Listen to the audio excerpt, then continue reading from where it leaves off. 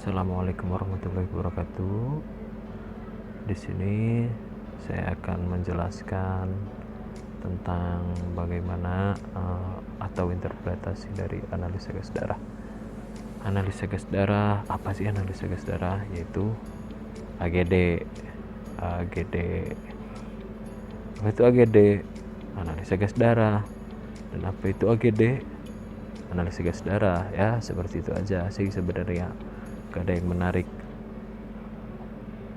Nah, kita tahu di dalam darah tuh banyak cairan-cairan ikatan kimia dalam tubuh kita.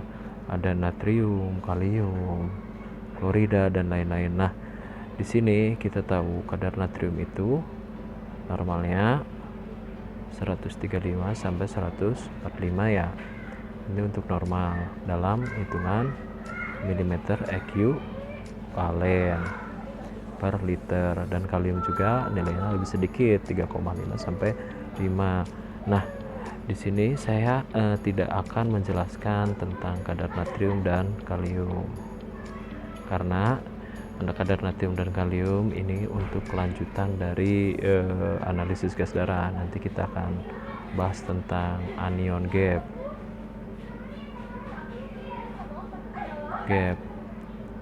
yaitu anion gap ini nilai natrium dan kalium ditambah dengan nilai klorida dikurangi nilai klorida min dan HCO3. Nanti di sini untuk lanjutan dari analisis gas darah ya.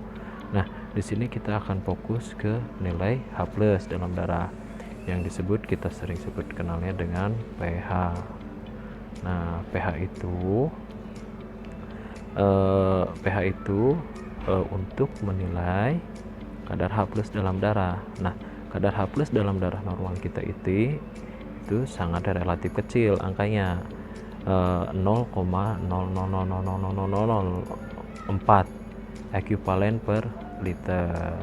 Nah, nilai angka kecil ini itu bisa disederhanakan dengan rumus logaritma.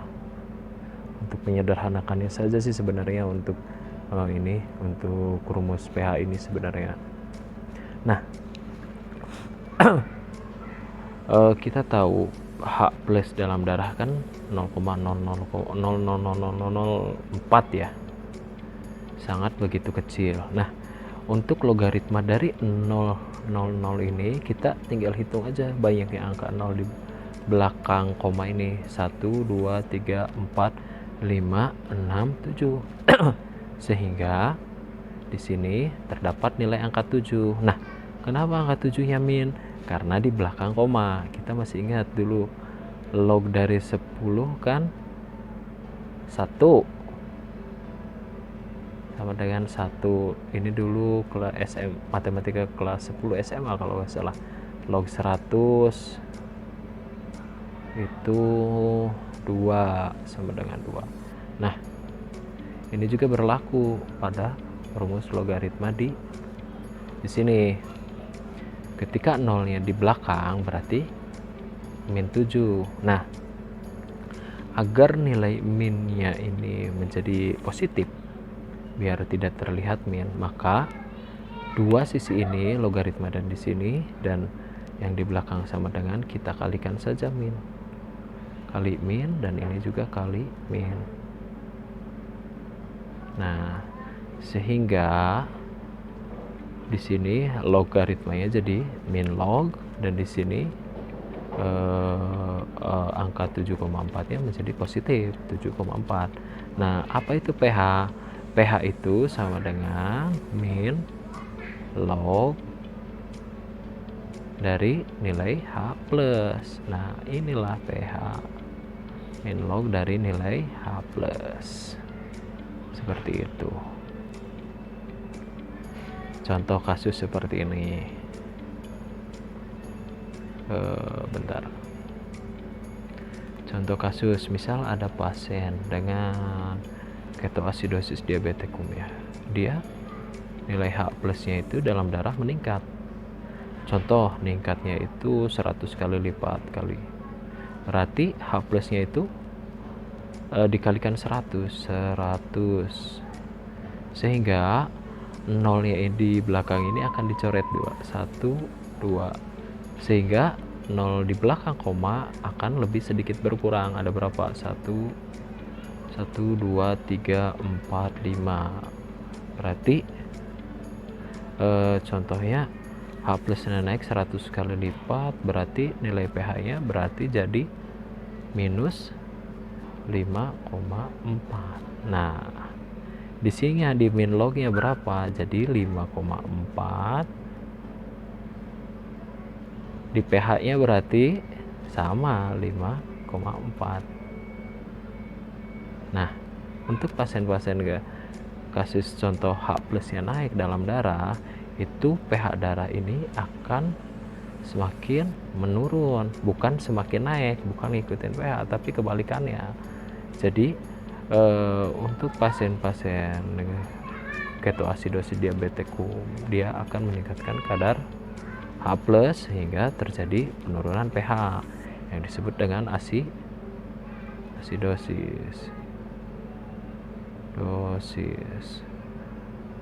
Begitu juga sebaliknya, jika pH-nya ini menurun, dibagi 100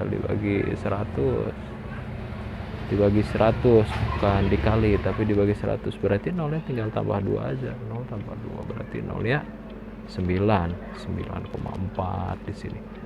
Nah, untuk pasien-pasien pH-nya ini turun, dia pH akan semakin naik di angka 9,4, berarti alkalosis, seperti itu.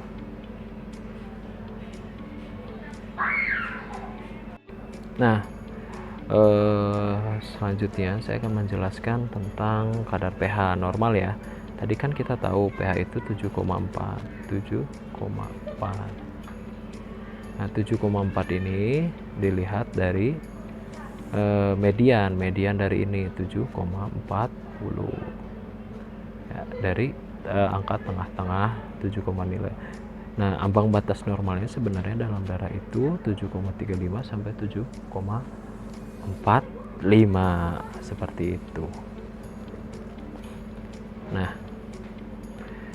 selain H plus, kadar H plus dalam darah juga ada namanya ion juga, yaitu HCO3 ini. HCO3 ini fungsi dalam darah ini untuk berikatan dengan kadar H plus dalam darah. Makanya kadar HCO3 ini disebut dengan sistem Buper dalam darah, buper dalam darah untuk menetralkan kadar H plus dalam darah ya. Nah, untuk contoh-contoh misal seperti ini ya, ada contohnya bagaimana sih cara perikatan kadar HCO3 dalam darah sama H plus ini.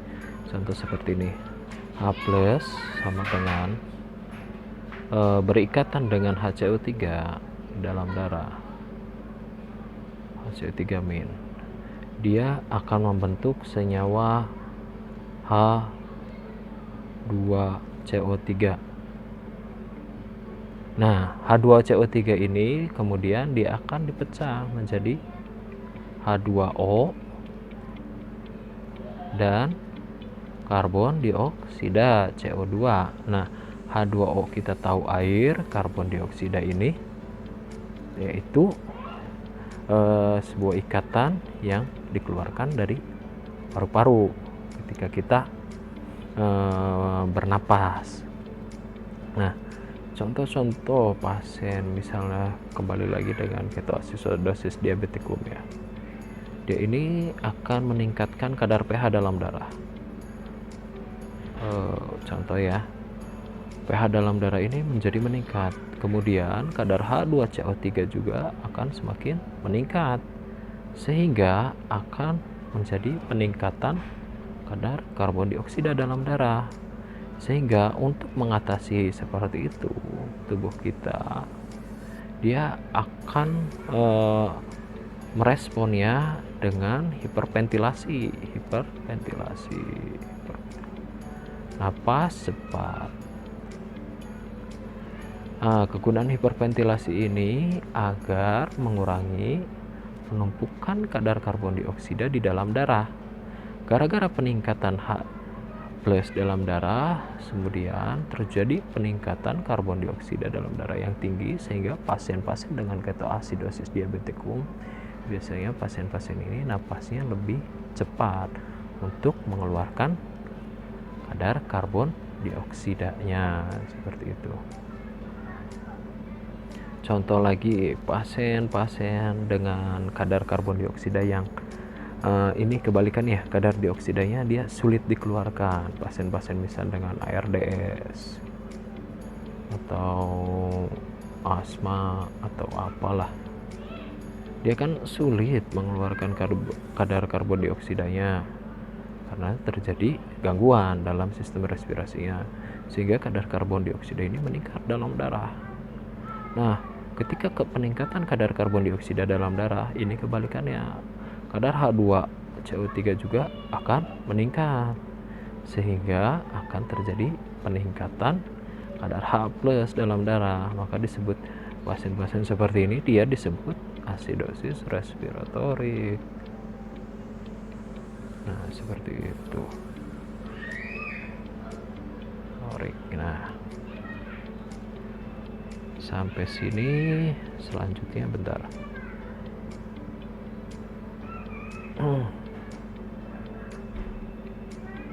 Nah, di sini kan tadi saya sampai mana ya? Oh iya ya. Pasien dengan contoh ya. Bentar. Nah, contoh pasien dengan pH pH-nya segini ya, pH 7,35 sampai 7,45. Inilah nilai pH normalnya. Nah, ketika pH ini turun dari 7,35, dia akan disebut dengan asidosis. Ketika pH ini naik dari 7,45, maka disebut alkalosis. Nah, ada namanya sistem Baper tadi, HCO3. Nah, bagaimana ketika kadar HCO3 ini naik? Kadar HCO3 ini ketika naik ya, dia akan menjadi alkalosis, sama seperti pH. Ketika kadar HCO3 ini naik, dia akan menjadi lebih ke basa, alkalosis. Namun kebalikannya, jika kadar PCO2 kebalikannya dari kadar HCO3, jika kadar PCO2 ini meningkat, kadar PCO2 meningkat dalam darah, maka dia akan menjadi lebih asam, asidosis. Dan jika kebalikannya, kadar PCO2 ini menurun, dia akan menjadi alkalosis. Nah, kalau ini kan meningkat jadi asidosis. Nah, kalau misalnya PCO2 itu kebalikan dari HCO3 dan pH. Nilainya semakin turun ini semakin naik ini semakin asidosis, maka semakin turun nilai PCO2 akan menjadi alkalosis. Nah, kadang orang-orang kebalik dalam menilai PCO2 ini.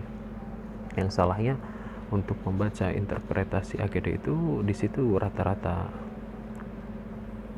Oke, selanjutnya, nah contoh kasus seperti ini. Nah, inilah nilai normalnya HCO3 di 22 sampai 26 dan PCO2 ini di 35 sampai 45. Nah, contoh yang tadi misalnya HCO3 ini naik, dia menjadi alkalosis. Kalau misalnya HCO3 ini turun jadi asidosis. Kebalikan, ketika PCO2 ini tinggi, dia akan menjadi asidosis. Sedangkan kalau kadar PCO2 ini turun menjadi alkalosis, seperti itu.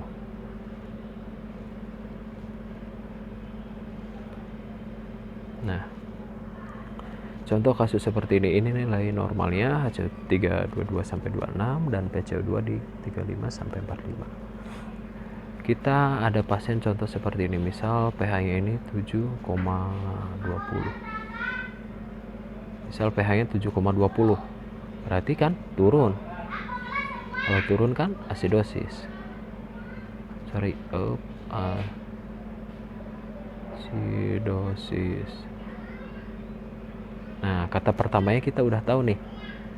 Kata pertamanya asidosis. Ya, kita ini pasti bingung mana ngarahnya asidosis metabolika atau misalnya asidosis respiratorik. Contoh. Nah, contoh lagi di sininya 18. Di sininya 37. Nah, contoh pasien seperti ini.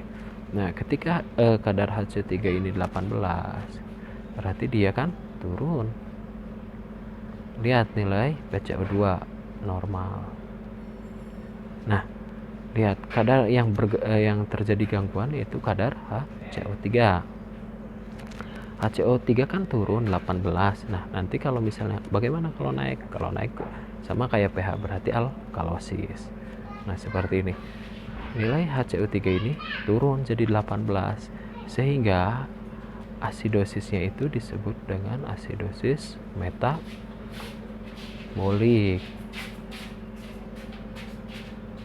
Karena pH ini turun diakibatkan turunnya HCO3. Seperti itu.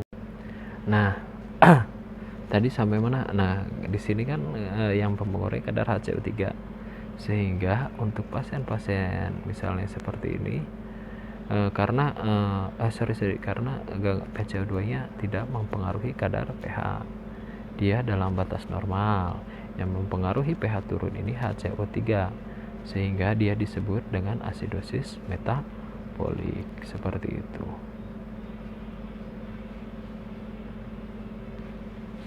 Contoh lagi ya.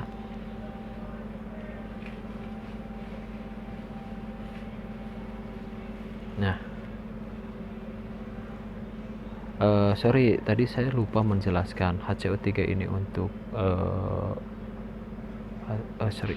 HCO3 ini untuk metabolik. Nanti kata keduanya dari asidosis ini atau alkalosis, asidosis metabolika atau respiratorik, sedangkan PCO2 ini untuk respiratorik. Gampang sih sebenarnya. PCO2 untuk respiratorik, HCO3 untuk metabolik. Nah, contoh kasus seperti ini. Kembali lagi mana ya? Contoh kasus seperti ini. Nah,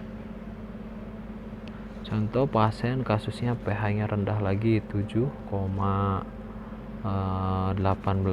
Misal pH-nya rendah ya. 7,18. Kadar HCO3-nya berapa? 24. PCO2-nya ini 58. Nah, contoh pasien seperti ini. Kasus seperti ini kita lihat kadar pH ini kan tinggi nih. Tinggi. Rendah nih, berarti asidosis. Nah, pertanyaannya seperti ini. pH ini rendah gara-gara siapa? Gara-gara si A atau gara-gara si B gitu kan? Nah, seperti itu sebenarnya. pH ini rendah diakibatkan oleh siapa? Oleh A atau oleh B? Oleh HCO3 atau oleh PCO2? Kita lihat kadar HCO3 24 ini normal. Nah, lihat ini kadar PCO2 nya naik 58. Berarti kalau PCO2 naik berarti asidosis. Nah, kadar PCO2 naik ini asidosis, kebalikan dari pH. Nah, pH ini turun jadi 7,18 karena akibat adanya kenaikan kadar PCO2 di dalam darah. Sehingga untuk pasien seperti ini, kadar pH ini turun diakibatkan oleh PCO2. Ini disebut dengan asidosis respiratorik.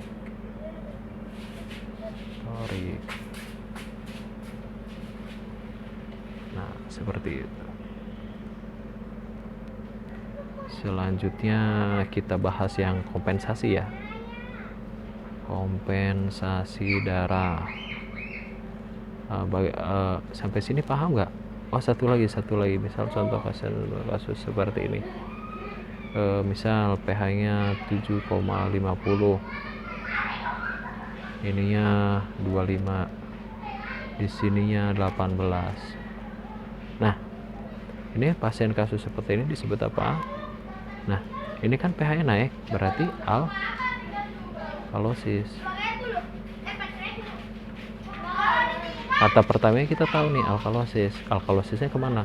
Metabolika atau respiratorik? Pertanyaannya seperti ini, siapa yang membuat pH ini jadi 7,50? Kita lihat kadar HCO3 di 22 sampai 26. Berarti dia kadarnya di 25, berarti dalam batas normal. Kita lihat PCO2-nya di 35 sampai 45. Dia nilainya 18, berarti turun. Ketika kadar PCO2 ini turun, berarti alkalosis, kebalikan dari pH. Alkalosis. Sehingga pH ini turun diakibatkan terjadi pH ini naik diakibatkan terjadinya penurunan kadar PCO2 yang disebut dengan alkalosis respiratorik. Lagi ngapain? Lagi biasa konten. Mau coba nulis. Iya, nanti gantian. Nih hari cuan dulu, apa nanya hari cuan. Sana main lagi. Ini apa?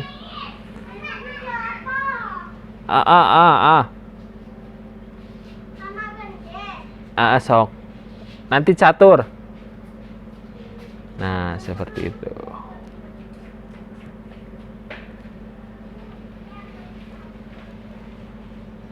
Nah, tadi saya akan membahas tentang kompensasi ya. Jangan ini deh, di ini aja. Dihapus dulu, sorry. Kompensasi di sini. Kompensasi.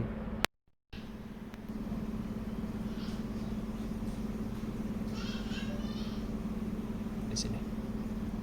Nah, di sini saya akan menjelaskan tentang kompensasi. Apa yang dikompensasi? Kompensasi ini itu ialah ketika ada gangguan di antara HCO3 dan PCO2, dia akan melakukan kompensasi. Kompensasi itu agar darah kita ini balik lagi kembali ke normal, pH darah itu, dengan cara dibalikan arahnya. Misalnya tadinya positif, ya harus yang berlawanan biar semuanya jadi seimbang, harus ada negatifnya, seperti itu. Contohnya misalnya kadar HCO3-nya asidosis, ya kadar PCO2 harus alkalosis, seperti itu, kebalikan. Misalnya contoh kasus seperti ini ya, saya langsung kasus aja sih. Sebenarnya kompensasi ini ada nilai kebalikan dari kedua mata ini, kedua arah ini nih, antara HCO3 dan PCO2. Misal contoh seperti ini, pH-nya itu 7,58. Contoh HCO3-nya ini 30 contoh. Maka di sini PCO2-nya itu 50. Nah, kita lihat pH-nya itu alkalosis. HCO3-nya alkalosis. PCO2-nya lihat 50, semakin naik berarti PCO2 semakin naik, asidosis. Nah, ini kan berbalik nih, ininya alkalosis, ininya asidosis. Nah, untuk pasien-pasien seperti ini kan pH-nya 7,58, HCO3-nya 30, PCO2 50. Nah, yang mengakibatkan pH ini naik Itu gara-gara terjadi penaikan kadar HCl3 sehingga disebut alkalosis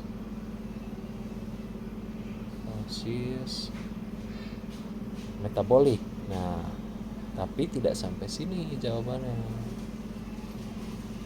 Alkalosis metabolik. Karena di sininya berlawanan arah, ini asidosis, disebut dengan alkalosis metabolik terkompensasi sebagian. Kompensasi sebagian.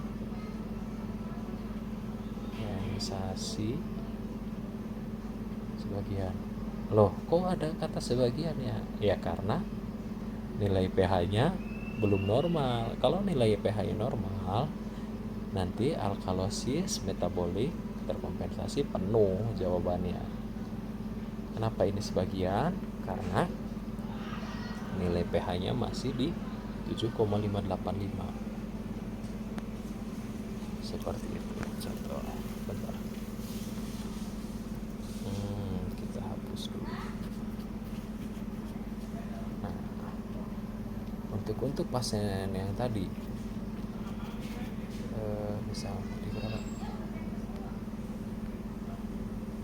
7,58 ya.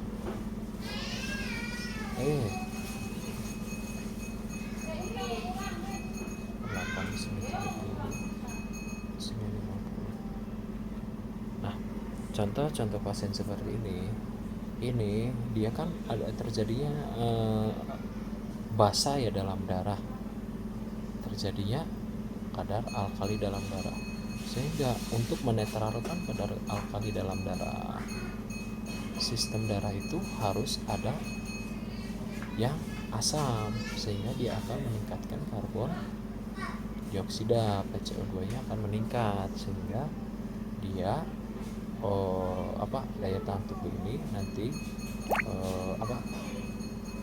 pH darah ini nantinya akan kembali normal di 735 sampai rentang 7,45. Itulah yang disebut terkompensasi. Contohnya lagi seperti ini.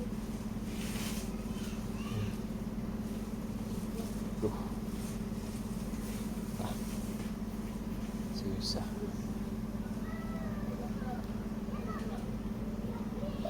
Contoh seperti ini.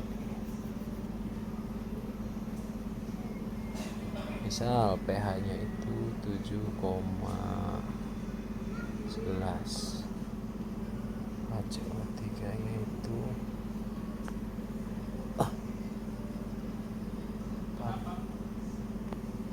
40 aja lah, gak apa-apa. 40 ininya 57 misal contoh. Nah, lihat dari ini pH-nya kan 7,11, berarti asidosis. Kata pertamanya asidosis. Kita lihat kadar CO3, alkalosis.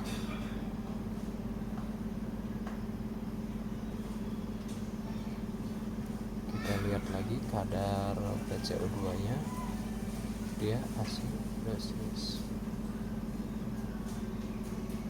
Nah, sehingga untuk pasien seperti ini pH darah turun diakibatkan oleh peningkatan kadar PCO2, berarti asidosis respiratori.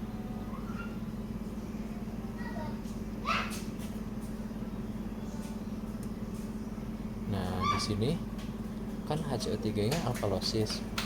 Karena ini berlawanan, sisi ini berlawanan, berarti disebut terkompensasi.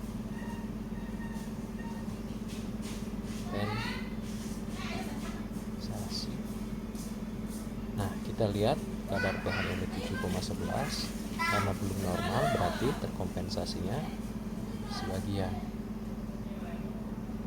Nah, seperti itu. Atau tidak penuh, terkompensasinya tidak penuh.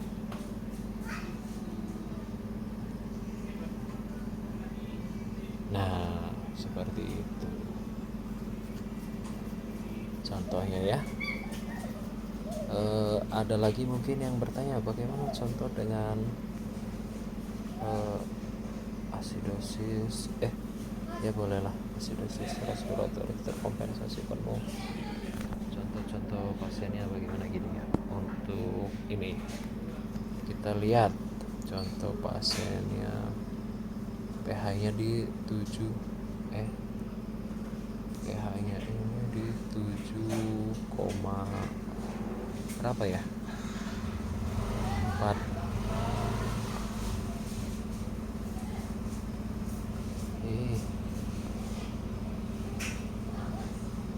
7,45, misal pH-nya ini 7,45,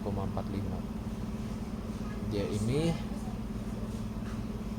HCO3 nya ini berapa ya, 18, PCO2 nya ini misalnya 30 contoh ya. Nah ini kan pH nya normal sebenarnya, normal.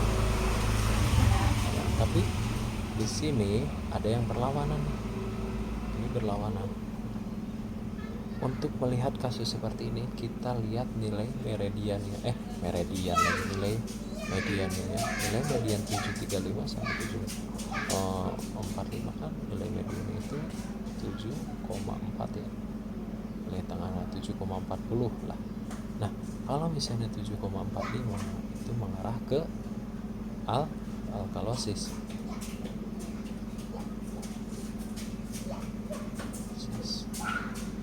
Nah, kita lihat di sini. Paham sampai sini? Contoh, kalau misalnya 7,35, kalau mediannya di 40 berarti ke arah asidosis. Seperti itu sebaliknya. Contoh untuk kasus seperti ini. Nih HCO3-nya kan turun nih. Berarti dia asidosis.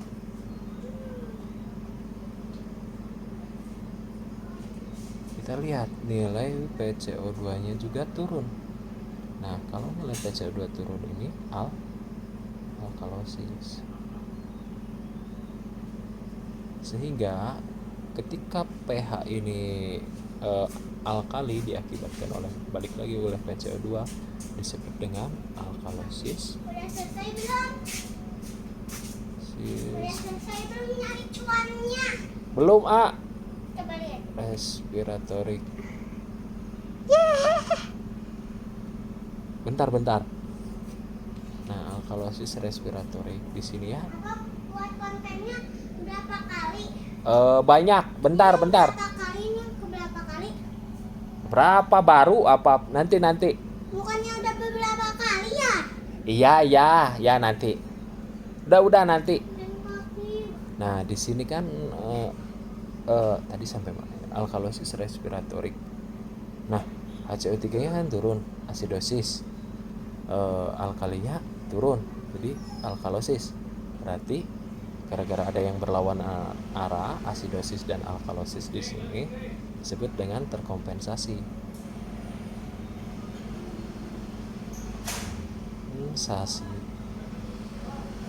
Nah, di sini menariknya di sini ialah D ini pH-nya udah normal 7,45, berarti terkompensasi ini disebut terkompensasi penuh. Itulah disebut dengan alkalosis respiratory, terkompensasi penuh karena nilai pH-nya sudah dalam ambang batas normal. Nah, cukup sekian dari saya. Kurang lebihnya saya mohon maaf. Saya bukan untuk menggurui atau mengajari yang ini ya, atau saya sok mengerti atau apa. Mohon maaf. Saya tidak bermaksud seperti itu. Kembali lagi, di sini saya hanya ingin mencari cuan dengan cara ya berbagi ilmu atau ya kita saling berdiskusi ilmu aja lah.